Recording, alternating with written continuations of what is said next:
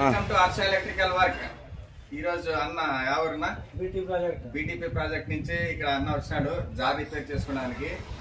చాలా మంది రిపేర్ చేయించుకుంటుంటారు, కొన్ని దీంట్లో బుష్ లో అవి పోయినా కానీ రన్ చేస్తుంటారు. అన్న తెచ్చాడు. అన్నది ఒకసారి ఎట్లా ఉందో చూపిస్తాను, దగ్గర రాసాను వీడు. అన్నది ఎట్లా ఉందో చూపిస్తాను. చాలా మంది ఇంట్లో ఇది ఎందుకు చూపిస్తానంటే, చాలా మంది ఇంట్లో మిగతా వాళ్ళు కూడా ఇట్లా చేసుకోకూడదు అని. ఇది బేస్ పోయింది అయినా కానీ అట్లే వాడుతున్నారు. దీన్ని పీకేస్తే ఎట్లా ఉంది చూడండి. చూడండి ఇక్కడ మసాలా మొత్తం ఇది ఎన్ని రోజుల నుంచి ఉందో, ఇంకా 2-3 రోజులు మనకి కంటికి కనిపించని పురుగులు దీంట్లో ఉంటాయి. ఇంకా 2 రోజులు అయితే కన్నా అవి బయటికి కూడా మనకి కనిపిస్తాయి. ఇట్లాంటివి మీరు ఇంట్లో వాళ్ళు ఆడవాళ్ళు మళ్ళీ రిపేర్కి పంపిస్తే డబ్బులు ఖర్చు అవుతాయని చాలా మంది అనుకుంటుంటారు.